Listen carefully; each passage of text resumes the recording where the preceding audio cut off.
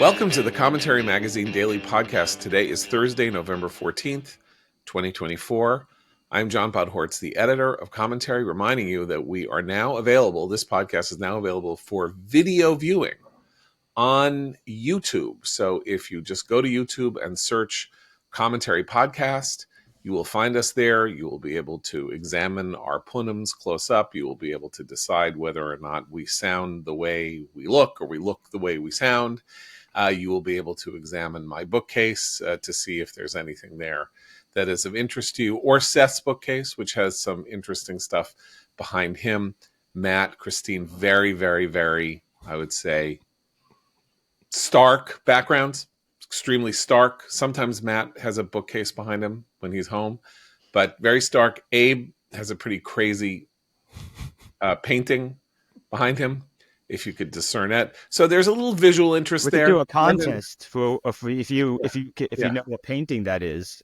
Yeah. So anyway, I'm just saying there's some visual interest if you get a little bored at the YouTube Commentary channel every day. Please go, please like, please subscribe. The more likes and subscribes we get, the more visible we are through the algorithm of YouTube to others, and you can spread the joy of the Commentary Podcast to people near and far around the world so that they can hear Executive Editor Abe Greenwald. Hi, Abe. Hi, John. Washington Commentary columnist and Director of Domestic Policy Studies at the American Enterprise Institute, Matthew Continetti. Hi, Matt. Hi, John. Matt's colleague at AEI, our media commentary columnist, Christine Rosen. Hi, Christine. Hi, John. And our senior editor, Seth Mandel. Hi, Seth. Hi, John. Matt Gaetz as the nominee for Attorney General. Go ahead. Well, there's a lot to say here. That's why I wanted you to talk, because I'll start introducing and then I'll be done at 8:40. So you please. Oh, right. Well, let me get my points in quick. First, this would be a very good time for Matt's classic unfrozen caveman pundit. Yeah, who speaks in short words and short sentences. We could get it. I can do it. First, my favorite comment online came from Mickey Kaus. He said that the Gaetz pick for Attorney General made Pete Hegseth look like Eisenhower. Another great comment about the Matt Gaetz pick for Attorney General came from one of my favorite senators, John Fetterman of Pennsylvania, the Democrat, calling the pick God-tier level trolling of the United States Senate by President Trump. And, of course, Fetterman then subsequently came out against Gaetz' nomination. But Fetterman, he's great. He said, "Nothing I say matters. I'm just more interested in the excuses my Republican colleagues come up with to vote for Gaetz."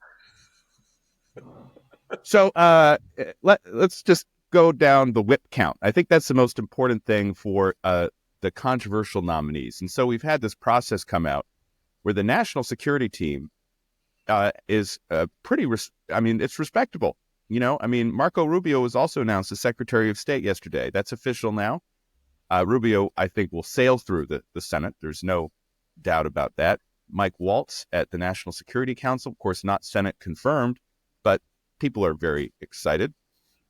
Hegseth, more controversial. But as Michael Smerconish pointed out, the Hegseth pick made Noam at DHS look respectable. And then the Gabbard pick, Tulsi Gabbard, the former congresswoman from Hawaii, former Democrat turned Republican for the Director of National Intelligence, made Hegseth look more respectable. And the Gaetz pick made Gabbard look slightly more respectable. And so who knows what will come next? So it's a process of evolution. All of them need to win Senate confirmation. And you can lose 3 senators. 4. And you can lose 3 and still have Vice President J.D. Vance break a tie. If you lose 4, you won't get through the Senate.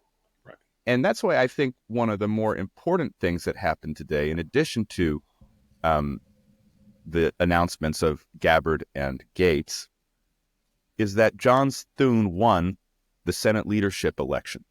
And Thune he is more of an establishment guy. He did come out and say that he wants to get Trump's picks through. This was in the run-up to the election. But what it says to me is this is not a rubber stamp. Just two more points on Gaetz. The first is likability matters. You think about that Senate leadership election I just mentioned. One reason Rick Scott, who was also the MAGA choice, and MAGA was very excited about Rick Scott of Florida, and Elon Musk was behind Rick Scott and Tucker Carlson. Well, he was out in the first ballot. The truth is, many of his colleagues don't really like Rick Scott, and they don't think that he's been good for the conference. Think about Matt Gaetz. Got a lot of enemies, you know. A lot of people in the House Republican conference don't like him. I think that carries over to the Senate. So that's something that he's going to have to deal with. Remember that there are senators who served with him in the House. One of them, Mark Wayne Mullins, was quoted in October of 2023 saying, you know what this guy used to do? He used to walk around the gym showing pictures of him like making out with or having sex or something like that with hot chicks, and talk about how he was drinking energy drinks in order to have the stamina to party the way he was that last night. So I take it that there's one vote against him, but I'm saying there are a couple of other people who know Gaetz personally from the House conference, and there is nobody outside of MAGA in the House conference who people hated him for what he did last weirdly, year. AOC kind of likes Gaetz, and that leads me to my second point, which is, for all of his polarizing tendencies, and if you're not on his side, he comes across as very abrasive. And clearly there's this whole question of whether he's qualified to lead the Department of Justice, which is a huge organization which covers multitude of things. It's not just about him cleaning out the upper echelons of the bureaucracy that went after both Trump and him. There's a lot going on there. So that's the qualification question. But there's also this question of his capacity, his capability. And the truth is, for all of the controversy, for all of that dislike that I just mentioned, he is the only person to bring down a sitting Speaker of the House. And so his political aptitude is pretty high. And that's why I don't count him out right now as we speak at 8:11 a.m. on Thursday, November 14th. So I agree with Matt that that's something that shouldn't be underestimated about him, in the same way that I think many people always underestimated the cunning of Trump. But Gaetz is a special sort of rodeo clown in the House, right? He brought down a speaker, but then when it was time to find someone to replace him, he's like, and he walks away. And I'm not surprised at all that AOC has some sort of similarities. She wants to be the world's greatest Instagram influencer, and he wants to be the greatest guy on cable news. They have no interest in governing. And in that sense, that just setting aside all of his personal ethical issues, which sound vast, and his just, I'm sorry, but he just sounds like a really horrible guy, as his colleagues will also attest. He has to manage an incredibly vast enterprise. He probably can't even pass the drug test that FBI agents themselves are submitted to every few weeks. I mean, this is not someone with the management or strategic experience to clean house in a department that MAGA claims it once cleaned. What he is very good at doing is stamping his feet, performing in the same way that AOC is good at stamping her feet and performing from the other side of the aisle. And so with Trump picking him, it does satisfy the sort of performative base of MAGA that wants to see someone like Gaetz yell and scream on cable news. There's no way he can run that department or clean it up, which I think even people like us who aren't mired in conspiracy theories about the Department of Justice feel needs to happen. But, I just want to say, to Christine's point, it goes to show that Trump really sees no separation between the performative aspects of MAGA and the policy aspects of MAGA, where you would think that maybe there's a sort of a game going on where they have a sort of a chorus and a sort of, operative crew. It's not the case, unless there is the theory that Trump is sort of offering up Gaetz to get knocked down so he can get others through, which I tend not to think is the case, mostly because I just don't think that's the way Trump thinks. I think Trump doesn't want any losses. He's not someone who's willing to sacrifice anything he doesn't have to. So when he says he wants to push something through or someone through, I think that's exactly what he wants. I'm not entirely sure about that because there were dozens of radical appointments in the first term that some didn't really get out of the gate, including, by the way, Pete Hegseth for VA, who was announced as sort of the intention to nominate was a public announcement for Pete Hegseth, and when they did the whip count and discovered that it was not possible, he was not formally nominated. There were many other cases like this, or Trump saying we're going to get so and so in the administration, and then somehow it didn't happen. I likened it yesterday to real estate vaporware. There is a whole tradition of saying, I am going to build a building in the middle of Central Park, and you get a headline and you get this and you get that. And then there is no plot of land in Central Park that is available for purchase. And the building is never built, but you get the headline. So there is an aspect to Trump's personality. And then he'll often say things like, when somebody gets into trouble, I never really knew that guy. I hear he's nice, but never really met him. Now he can't really do that with Matt Gaetz, but his capacity to separate himself very easily from somebody who gets into bad odor and not to sort of like fight to the last dog to get someone in who's going to lose, unless it's him personally. The one case that I can think of is Brett Kavanaugh. I actually can't think of a case during the first administration where he went to the mattresses for someone he thought was being ill-treated by the political system. But that required a lot of pressure on him to do that with Kavanaugh, because actually everyone's assumption was exactly what you're describing, that he would abandon him on the field and find someone who would... I thought so. I think everybody, the morning of the Christine Blasey Ford testimony, and then Kavanaugh came out, right after lunch to counter her. I think everybody, she finished the testimony, we were like, well, that's it. Trump's going to say, I never really knew him, and, I can't really afford this, or, it's not going to happen, or something like that. So I don't know. With all of Trump's history, even at the Kavanaugh nomination, the morning did not go well for Kavanaugh with her testimony, but I think there wasn't ever any question that Trump's posture is always to fight back. And accusations are usually just dismissed, and you barrel through them, right? And with all of that he's been through since, especially the 4 years of the Biden presidency, I think his instinct is going to be to defend Gaetz right up to the moment the Senate votes. Barring some kind of huge bombshell that sinks the nomination before January. But that's why I'm just looking at this whip count. Mark Wayne Mullen, who you mentioned, John, he made those comments last December, but when he was on the Tapper show just yesterday, he kind of backed off a little bit, right? And the Susan Collins of Maine, she's up in 26. She said she was shocked by the nomination, as I think basically everyone in Washington was, but she didn't completely dismiss it. Now, I do see a way in which this nomination can be defeated. You think about senators, Republican senators, who don't care anymore about Trump. And I can think of one in particular. He just retired from the leadership, but he's still in office for 2 years, and it's unlikely he's going to run again. And that's Senator Mitch McConnell.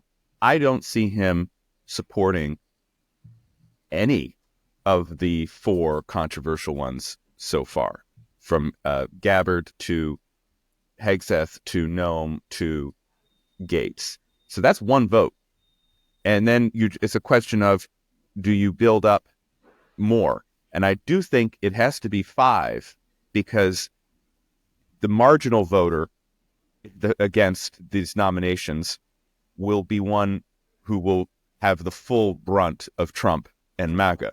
So you need to have somehow an additional senator or more say, we just can't do this for various reasons. That's going to be hard. It's going to be hard, but I don't think that the Gaetz or Gabbard nominations are going to be easy lifts at all. Okay, I just want to. You're right that Trump may decide that he wants to stage and run and fight a confirmation battle on Gaetz's behalf. I'm saying I don't think that you can look at his own political history and see him fighting to the last dog or fighting to the last man for anyone besides himself. In his own fight for himself, he was ruthless and relentless and said everything that no one has ever said before in the history of politics about his enemies and what they're like and who they are and all of that. But think back with me to the first administration. Did he fight for anybody? Did he really fight for anybody who needed to be fought for? I don't think he did. What I'm saying is this is a different.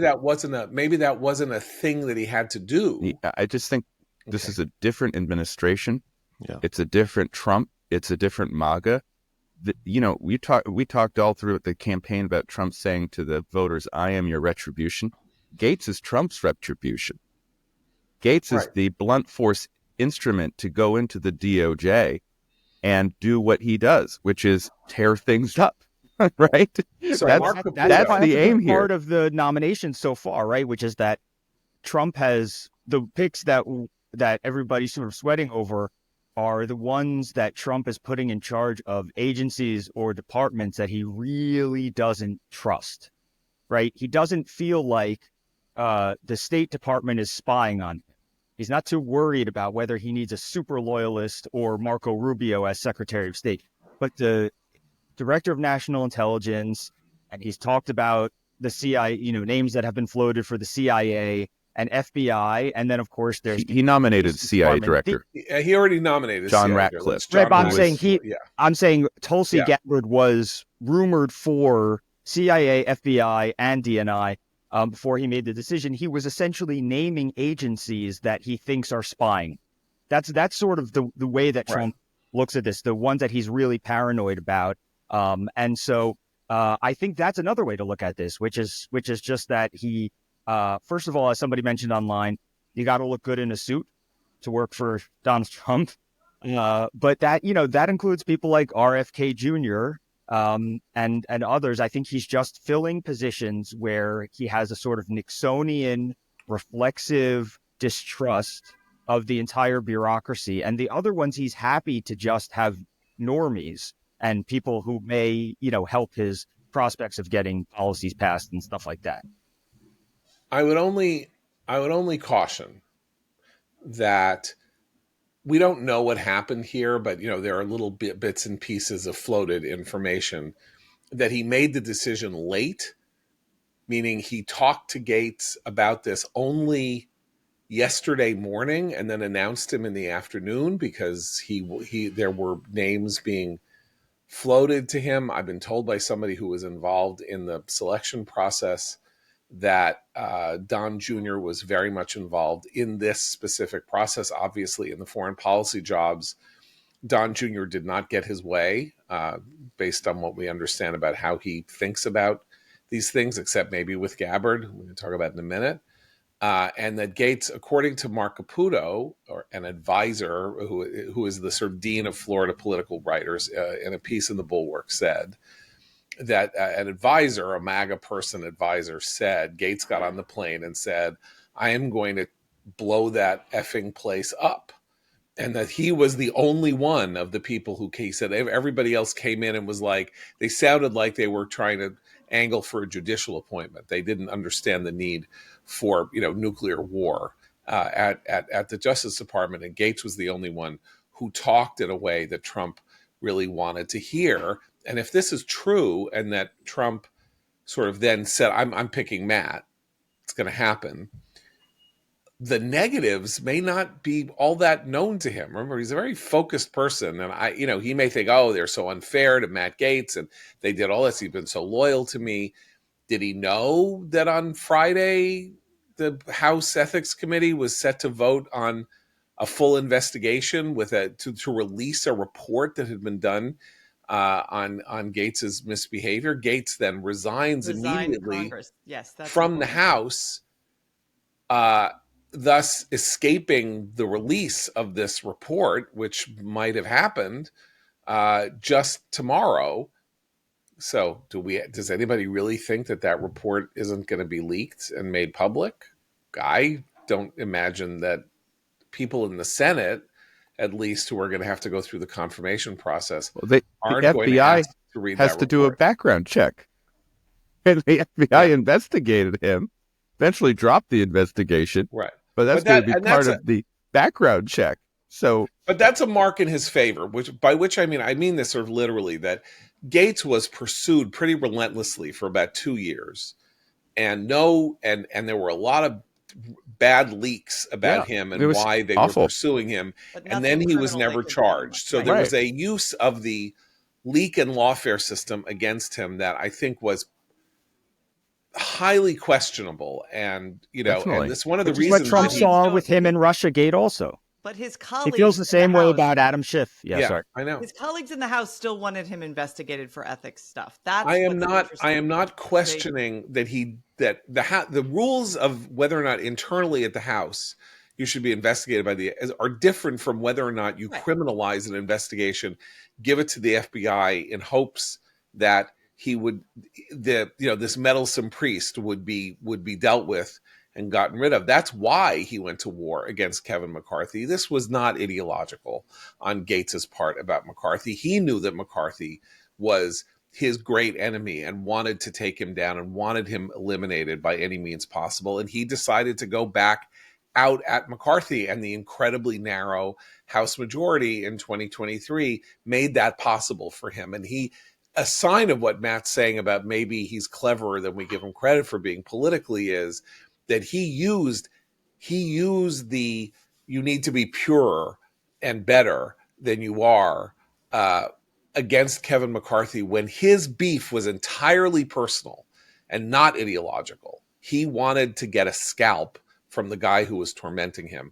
And so a person who is able to pull that off, that's a bomb thrower. A true strategist has a plan once he's removed his enemy to put himself or someone who he can control. Not if his goal John is is saying that the whole point was just to get rid of McCarthy. He didn't care who was going to get the job after.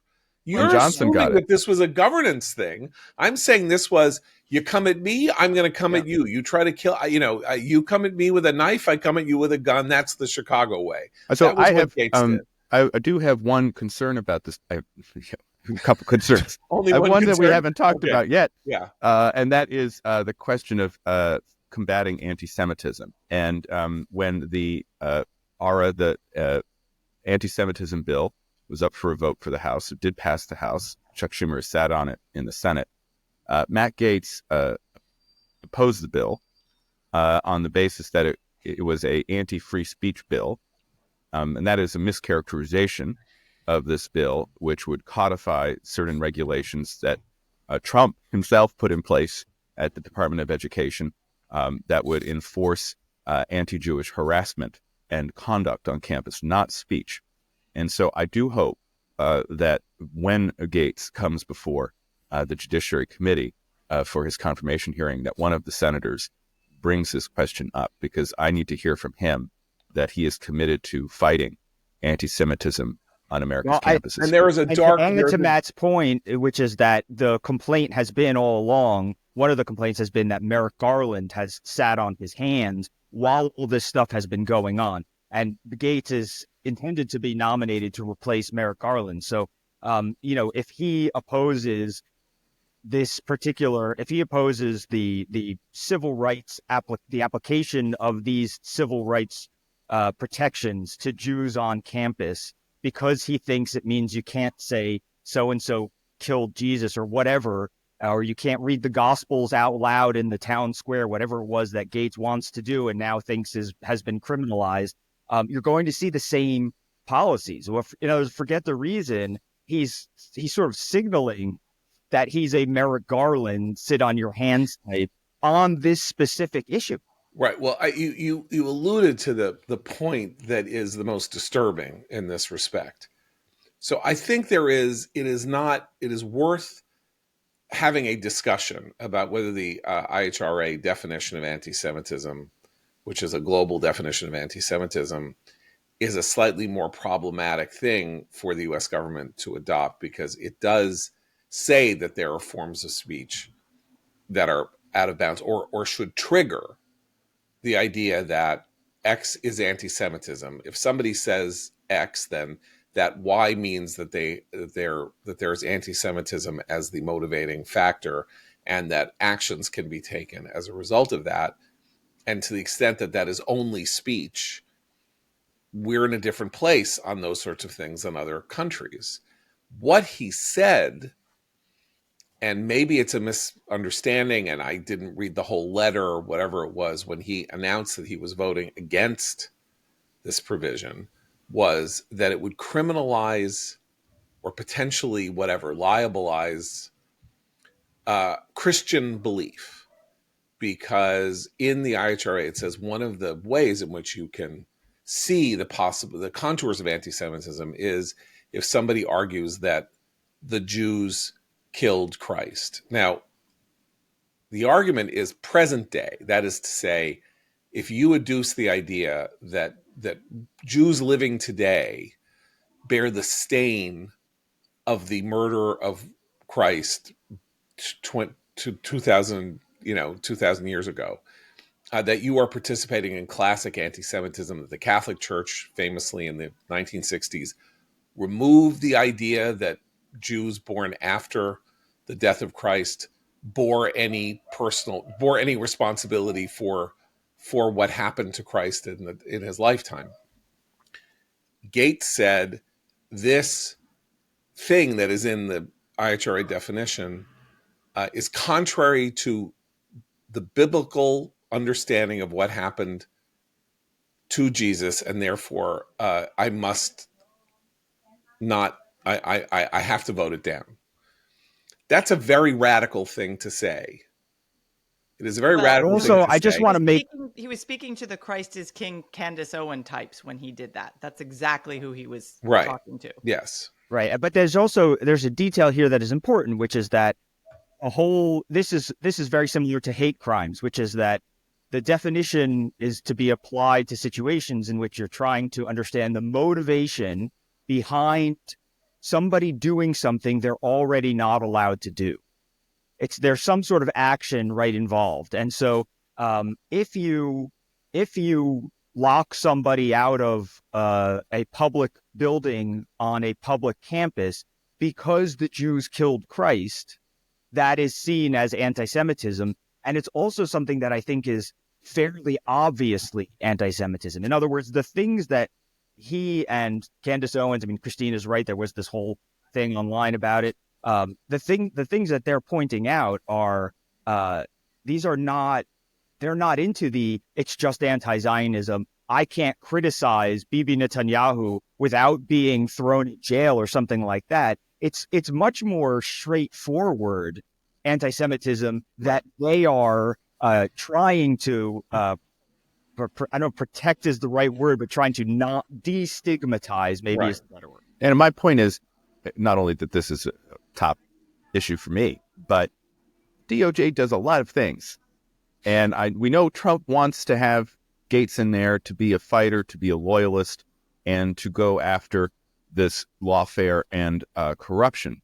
But he also would be overseeing all these law enforcement agencies. He also has to oversee the Office of Civil Rights. He also has to oversee the Office of Legal Counsel. He has to oversee potential judicial selections, or at least work with the White House counsel, who's also named a man named Bill McGinley, in formulating those positions. So I can see why MAGA world is so excited about this appointment. But Gaetz, as he prepares for his confirmation hearing, must understand that senators are not just going to be asking him about his background, they're going to be, or his qualifications. they're going to be asking him about a host of issues. I mean, just think about all the issues that the Justice Department touches on, from affirmative action to drugs to the death penalty, the federal death penalty. All of these things are going to come up, and he needs to have answers at the ready. I would just like to say that, in my estimation, he will either get through or there will be no confirmation hearing. So I'm not even sure that it gets to the point that you're going to, Matt, which is to say that classically what happens in the course of a confirmation, particularly for one of these major offices, is that Gaetz will have private sessions with every single one of these senators, including I bet he doesn't Democrat. even do that. Why would he do that? Because I mean, that's traditionally what they do, but I mean, I could very well imagine him not doing that. Well, but then that makes Thune's life very easy. Yeah, Right. I mean, it's just Thune not can going to say, get. "I'm not bringing him up for a vote. We need to advise and consent. I'm not bringing him up for a vote if he refuses to meet with the Senate." So, President Trump, you better make him have. I mean, that's not even a breach. I mean, that's like he has private meetings as part of the constitutional process of advising and consenting. Or if he has the meeting, but then goes in front of a camera right afterwards and sort of blows up that process has generally been very civil, even for contriversial nominees. Right. And right. So I'm just saying, by the rules. He doesn't play by the rules. I know he doesn't, but he also will want to be confirmed, presumably. So I'm just saying that in my scenario, he has these meetings, and if at those meetings with 4 or 5 different people, he says to each of them in different ways things that they find completely unsupportable, word will get back to the White House that he's going down, and that nomination will be withdrawn. If he does not blow himself up in those meetings, he will go into confirmation with an assurance that he will be confirmed. Now, you can't really assure it because Democrats get to participate in the hearing, and there will be and who knows if he'll visit the Democrats. No Democrat will vote for him. No, right, we understand that, but no. But the question if you is, say Murkowski and McConnell are unlikely to vote for him, no. So that's 2. No, you're missing. I'm saying that Democrats get to ask him questions at the hearing, and they can spring things on him. Oh, yeah. And they can come at him from a side. Remember how impressive... He'll say something, and then everybody will say, well, we can't confirm it. Remember how impressive Bill Barr was at his hearings, yeah. Right? I mean, he just knew all the answers. He had been in the job before. He just kind of swatted down the Democratic senators. And Can this Gaetz is an do that? interesting... Right, this is an interesting aspect of where I think MAGA people are stupid. And I say that advisedly. I don't mean that if you voted for Trump, I mean the MAGA world can be.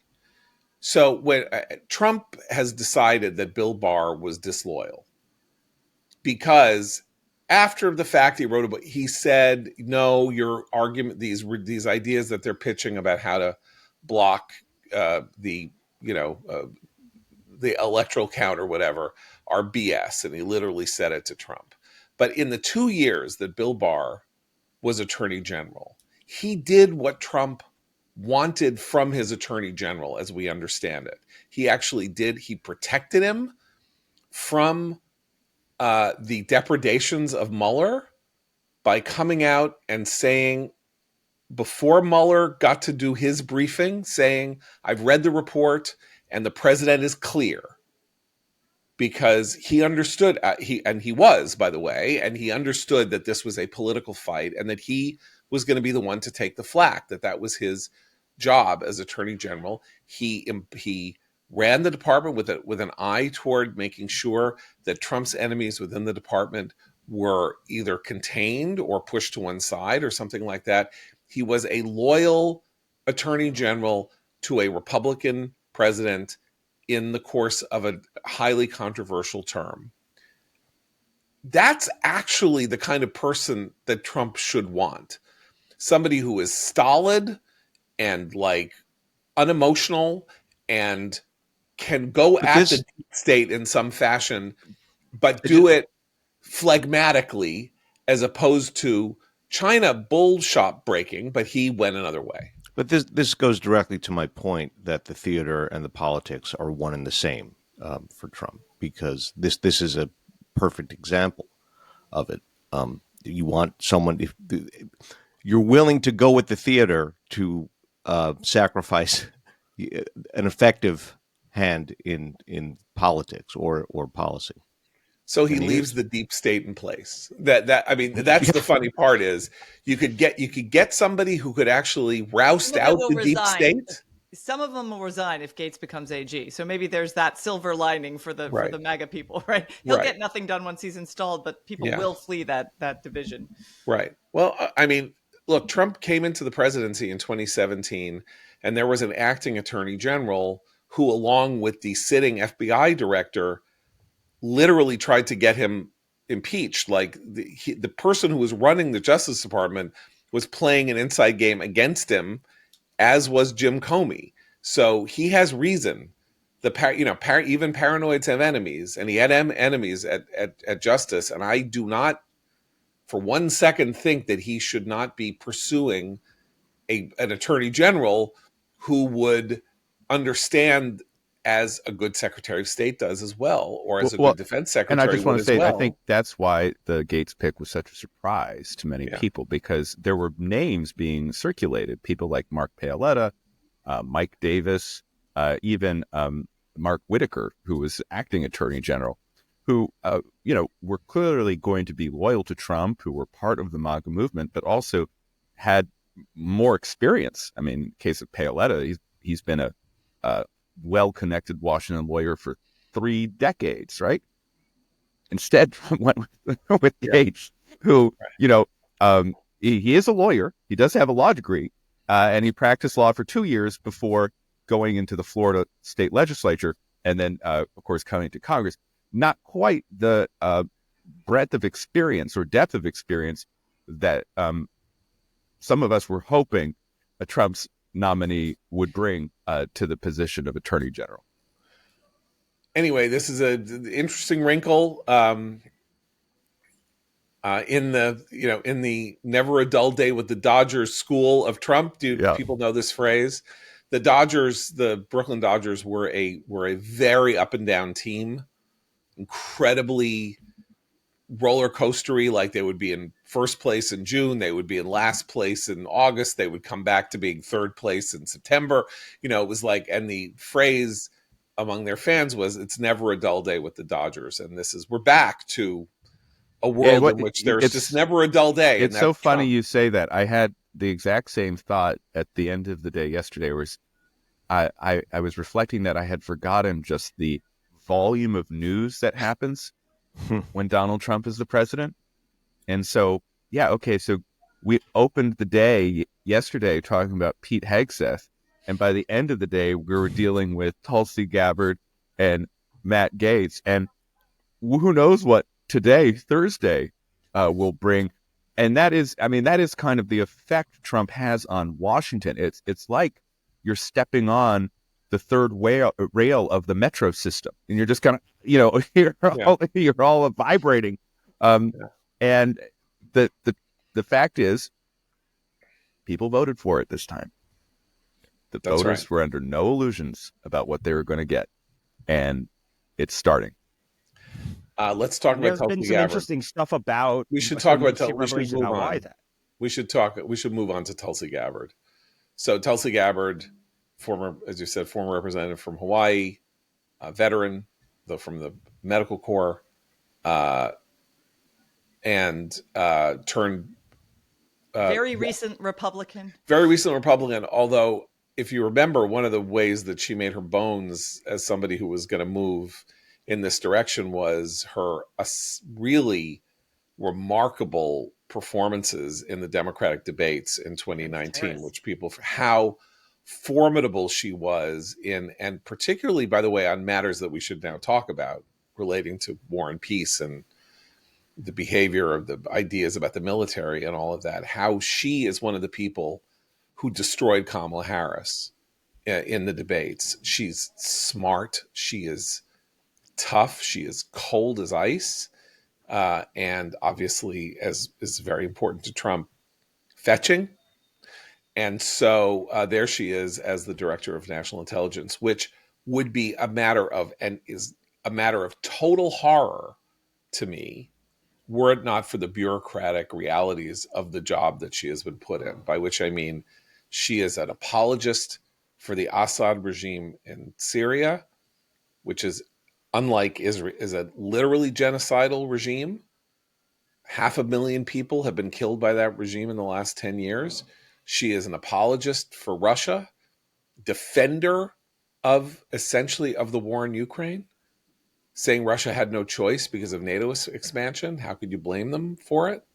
Has been called a Russian agent on Russian television, approvingly. So it's a terrible, terrible, terrible Also appointment. soft on Even China. if, Also soft on China. Yeah, she's a terrible appointment. Even if you are, I think, even if you are a sort of neo-isolationist, although they're not treating it that way, because she's not just like, we don't have interests there. She speaks approvingly of things that should not be spoken approvingly of, particularly if you want to make the argument that America has no interests in, keeping the world stable or something like that. But interestingly, whether through animal cunning or something like that, she is occupying an office that has very little actual power. The director of national intelligence is supposed to be able to coordinate and deal with the famous wall that came down between the FBI and the CIA that was up and that made the ability to retard 9/11 impossible. So after 9/11, this office was so that somebody should manage the sharing of information between the Defense Intelligence Agency, the National Security Agency, the CIA, Homeland Security, the FBI, everybody who is involved in intelligence in the federal government. It's a czarish job. And one thing about the czars is that they have unlike the czars of old, they have very little power because everybody else that they have to deal with is a Senate confirmed, has an agency with hundreds and thousands of people working for them. And the director of national intelligence is a coordinating body and doesn't really have enforcement powers over the agencies that they're managing. So if you were going to give Tulsi Gabbard a job in foreign policy, which I'm sad he did, this probably is one of the better ones in terms of the do no harm standard. You do need Senate confirmation. No, I'm not saying it's not a confirmable job. I'm saying that the office is probably 40 people and the Pentagon has very little 800 power. Billion people. Right. And the FBI and the CIA is the most important. Yeah, right. Yeah. But John, you hit on why this is such an important pick before when you mentioned casually that she's been mentioned on, Russia Today or whatever as a Russian agent. The propaganda value of the way that especially the Russian stations are going to go wild with this and have a field day with this is going to be really mess with people. They're going to really lean into this whole perception of her, just as the other day, some, Russian military advisor said something like, well, Trump knows who got him there. And I'm sure that despite his tough rhetoric about us, in the campaign, I think he knows that's just a campaign and he knows he owes people or something like that. Now, this is nobody, not a nobody in Russia, but a nobody on the world scale. The Russians love this stuff and they love just going on TV and saying, I think Trump is going to be our good friend. Tulsi Gabbard is our agent, stuff like that. The amount of nonsense that's going to stir up also just in our daily news intake, that's really going to mess with the conversation throughout the Trump's second first term, and I think he's going to hate it after a while, and that's the only thing that might actually save us from DNI Tulsi or something like that, which is the prospect of the fact that the Russians are going to spend 4 years teasing him. But you don't think Trump? I mean, I would think that Trump knows that he is essentially in these picks staffing for a circus. I mean, I don't know how he couldn't know whether he thinks it's justified or not, the controversy that these picks stir up, I don't think he's unaware of the fact that it's going to stir up constant controversy, and I'm not sure he hates that. I think he sort of that's his kind of milieu. Right. That's the ether in which he operates. She also shares the conspiratorial mindset about many things with him. You know, the whole thing about Gabbard is that in recent years she's claimed and perhaps it's true, but she's claimed that, you know, she was on a no-fly list and that they've been after her. And it's a similar sort of persecution complex that I think really resonates with Trump. The question of whether she would even qualify for security clearance for this job, given her visits to Syria and some of the other things that she said. I mean, I think if she were a mid-level person applying for clearance, that would be in jeopardy given some of her past activity. Yeah, but that's an, you know, classification comes from the president. So if the president says that the power to do security clearances emanates directly from the president's powers in the Constitution, and if he says, "I don't care, I want her in the job," he gets her in the job. Like, you know, and also she was on all the defense. She was on all the foreign policy committees. Sometimes she probably has passed those. Sometimes you have the home state senators introduce you at these hearings. I don't know. That would be fun. The Mazie two Democratic Hirono and senators. Schatz. Yeah, I know. Yeah. Mazie, oh my God, I've been so happy. I haven't had to think about Mazie Hirono for about 4 years. She's back, man. And they're all coming back. You know, so I don't know. Poor if that's Mazie Hirono. happen. Now that Biden will pass from the scene, and Dianne Feinstein is passing from the scene, Mazie Hirono is Is she ranking? No, she is a person with problematic incapacities. That's interesting. Oh, maybe that's why. Yeah. Well, of course, you know, the new chair of the Intelligence Committee is also the new number 3 in Senate leadership, and that's Tom Cotton. And our friend Tom Cotton. I do expect somebody said in our drinking game that you have to take someone a drink needs to take every a shot time because you said our it's too friend early Tom to drink Cotton. given the Gaetz So, you know, I expect Tom Cotton to treat this nominee seriously. Tulsi Gabbard is certainly the most dovish national security pick that I think any president has ever made. So, not just a team. Yeah, she's the one element of a team of rivals. This time, last time for Trump's first term, they were all rivals with one another, and with Trump. Yeah. This time, one thing that stuck out to me is people are pretty much on the same page. Gabbard being a big exception on the foreign policy scene. You know, at the same time, as you point out, John, she is a really good communicator. She has a certain manner of speaking that makes you take whatever she's saying, even it's stuff that I truly disagree with, seriously. She's very calm. And it will be very fascinating to watch. She's somebody who doesn't quite have the Gaetz problem of likability. She's someone who can go into these meetings, I think, and she'll come out and she'll talk to the cameras, and people will be like, "Oh, okay." So that's a card she has to play, despite this baggage of positions and statements that I also find very troubling. I mean, it is. There's a slightly tragic aspect to her, weirdly enough, which is you imagine a non-crazy Tulsi Gabbard, and you're imagining a person who, though she has been elevated to a serious position in government, is somebody who could really have played a major. She's 44 years old or something like that. Well, John, in the reality where we live, she will still play a major role in American politics. You know what I mean? She could easily be the vice presidential nominee for the Republican Party in 4 years from now. Yeah, if she's not too crazy, because even then, like she's still a little too crazy. Which gets us to the final question, which is we have remaining a couple of big jobs, and we have RFK Jr. floating out there. And as somebody said to me, you can't tell me, said to me last night, you can't tell me that he was going to make Matt Gaetz the head of the Justice Department, that he couldn't make RFK Jr. the Secretary of Health and Human Services.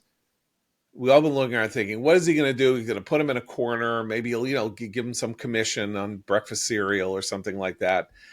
But I don't know. All bets are off. That's the one. Treasury and HHS are the two remaining big jobs. We don't have names for either of them. What do you mean? Energy, transportation? They're not the same. Education? Not the same. I'm talking about the line jobs, right? Like HHS is the department that administers the most money in the federal government, and Treasury, of course, is the most important economic job. So that's what I mean. Those are a tier above the other. We could hear about it. One option for RFK Jr. is something similar to the Doge. But with Musk and Ramaswamy, the health initiative, some type of panel or commission that RFK Jr. will be put on, making room for another potential HHS pick, Dr. Ben Carson.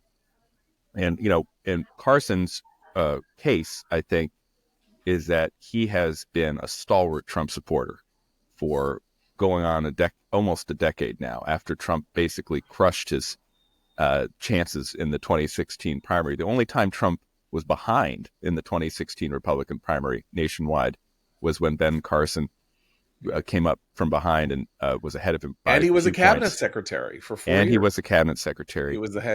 He was the secretary of the housing. And his medical credentials are and he too. I think people like Ben Carson. Surgeon. Yeah.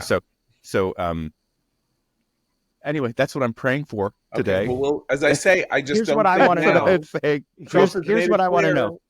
Once he staffs all these secretaries and cabinet, I want to know who gets to be the designated survivor each January when they give the State of the Union. I want to know if I want RFK Jr. to be the guy just in case a meteor hits, the Capitol while I'm giving what's interesting here is that, so if let's say he picks RFK for this job, which it is thinkable now, and it's thinkable, and Gabbard, he picked Gabbard because the truth is Trump doesn't care about, these are extraneous areas for him. These are not things he to the extent that he cares about what he's facing as president. He cares about the border. He cares about growing the economy. Maybe he cares about these tariffs. And it goes to show why the rhetoric about him being a tyrant and a fascist is so ridiculous. He's not about micromanaging, micro-tyrannizing the every aspect of our lives. He's got a few things that he's going with for the next 5 minutes, if he's lucky, and then the rest can. He wants to get rid of sugar. Well, whatever. I'll still have sugar. And we should also mention, doesn't care.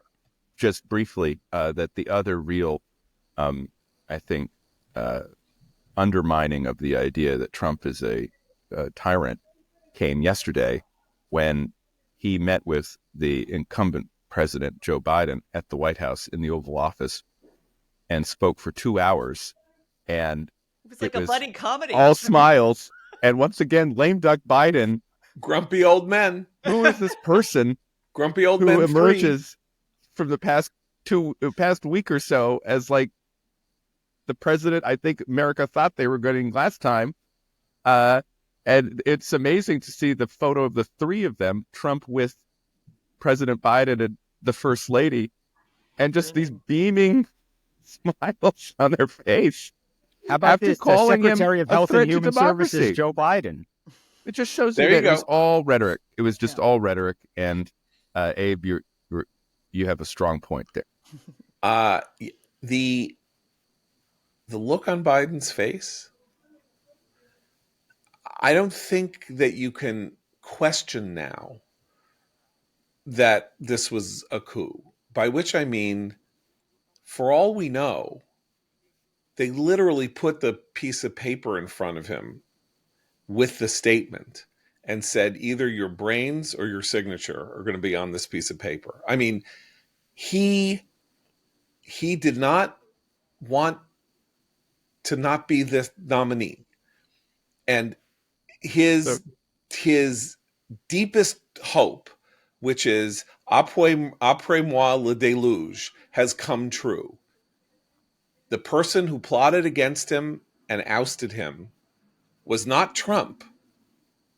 It was Kamala.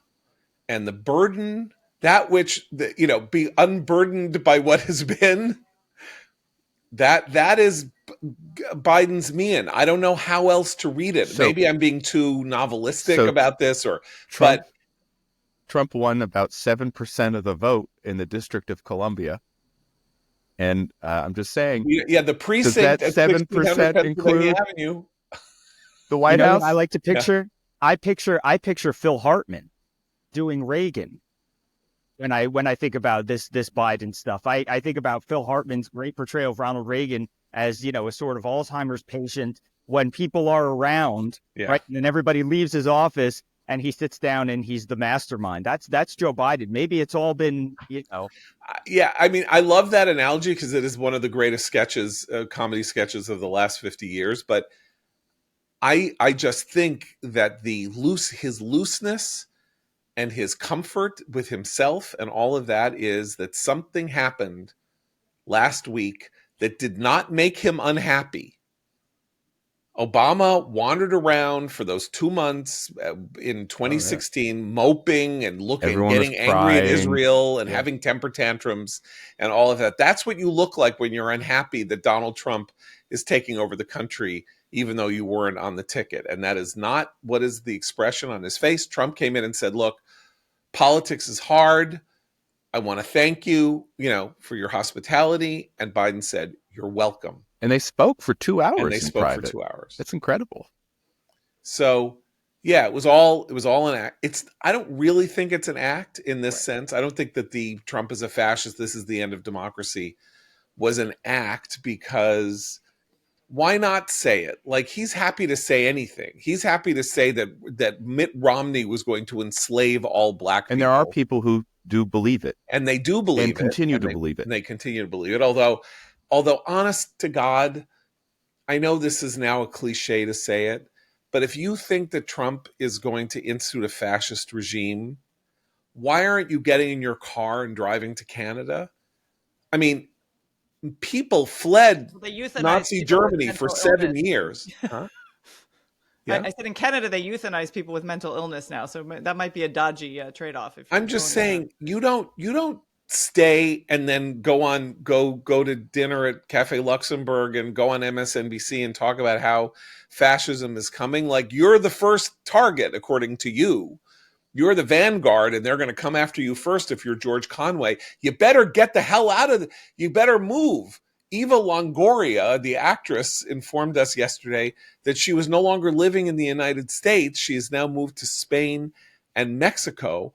And she was somebody who was like, I think she was on the stage at the 2024 convention as one of the welcomers, apparently no longer living in. And then when asked why she did it, part of the reason is that taxes are too high in California.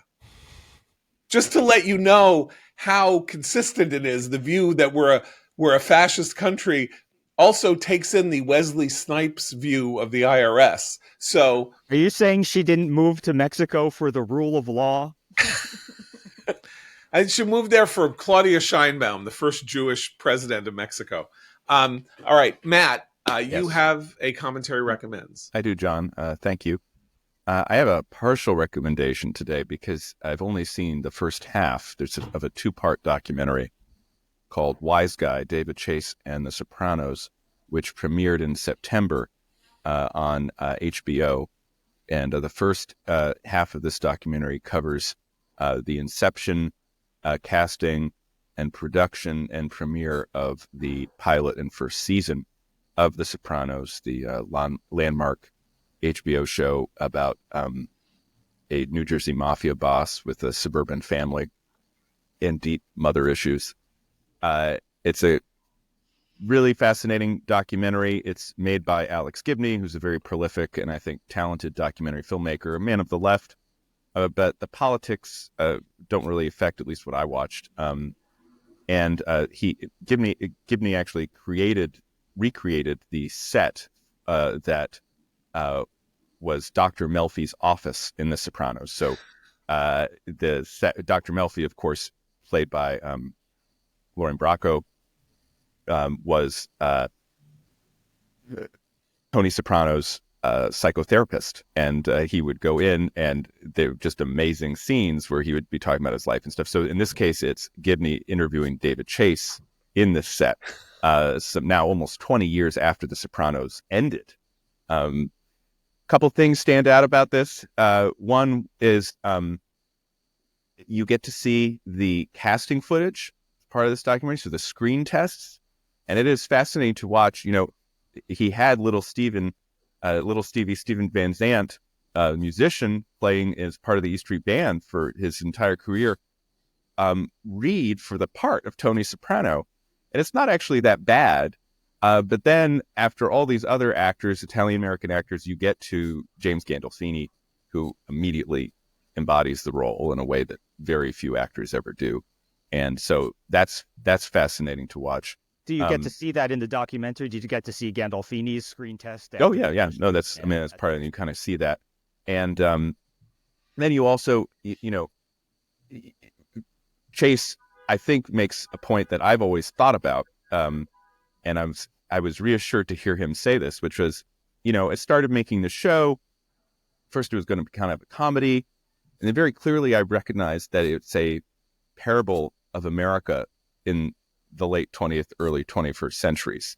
And you see this kind of broad view of the United States and its position in the world and trends that were beginning to show up when the show premiered in the late, in 1999, I think it premiered,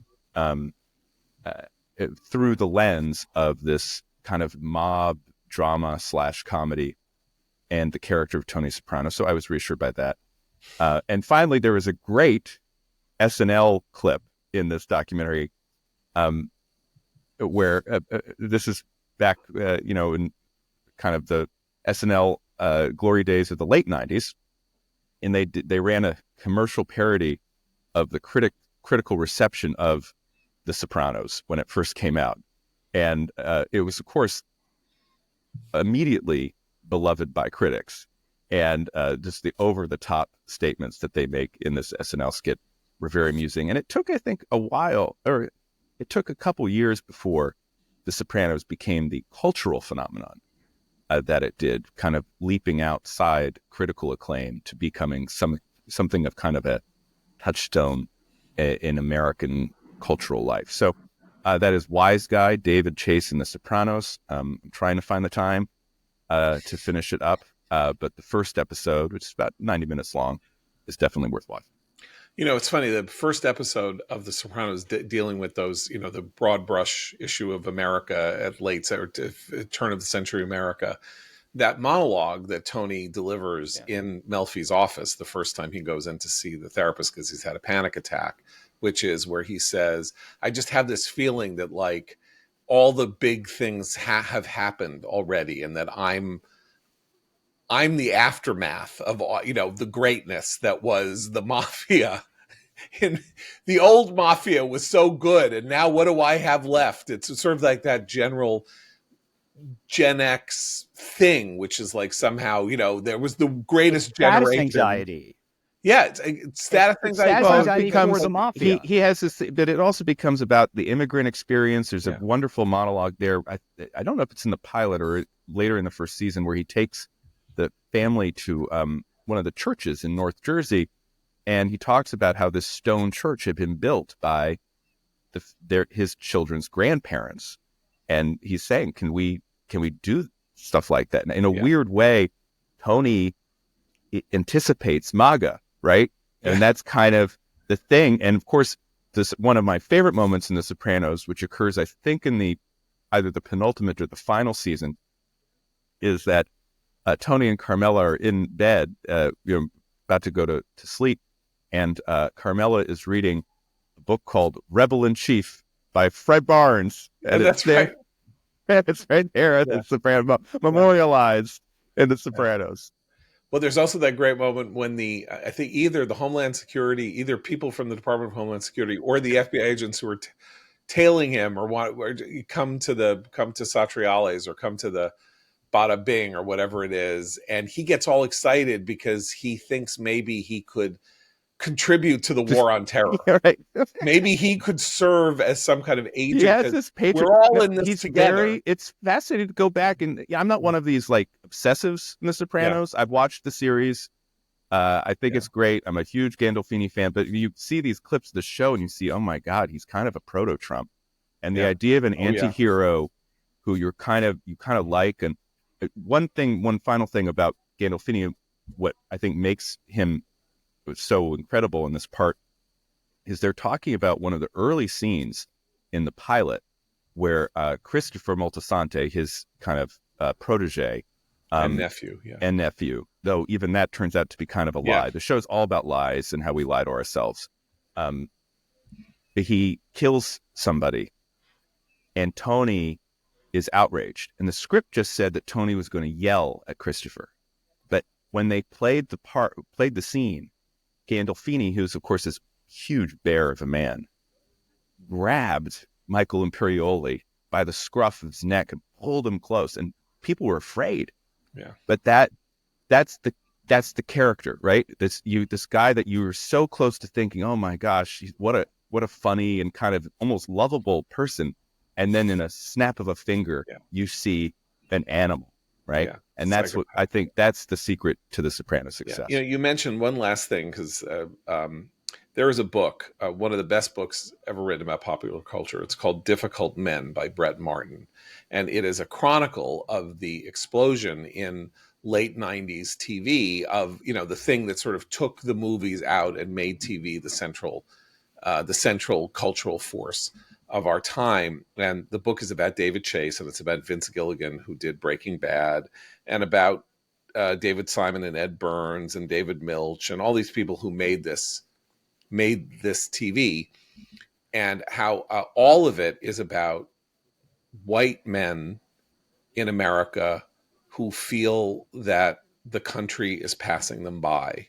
And if there is anything culturally that was prophetic of the moment that led to Trump and that maybe led to Trump's revival, it was all written in these shows, all of which, by the way, have heroes who are villains. So it's not as though this really explains maybe to Ellie Mistel and people like that.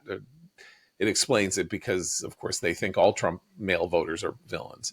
But that there was this cultural reckoning, this portrait of what America feels like to people who think that in the past, people like them had the upper hand or had an advantage, or were going to live lives better than their parents and all of that, and that is now going away. And all of these men who made the shows were difficult men. That's why it's called Difficult Men. They were edgy and nasty and moody and depressed. And David Chase, the single most successful person in television in the 21st century, was a lonely, sad, angry, failure. Impossible. By his own lights, he was a failure. He wanted to be a filmmaker. He wanted to be a filmmaker, and he's making this show, and he thinks it's not good enough for him. But also, he was impossible to work for.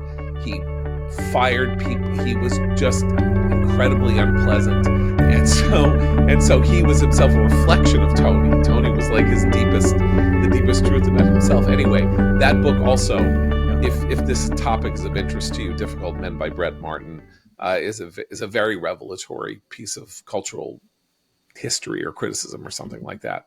So there we have it. We will be back tomorrow. For Abe, Matt, Seth, and Christine, I'm John Podhoretz. Keep the candle burning.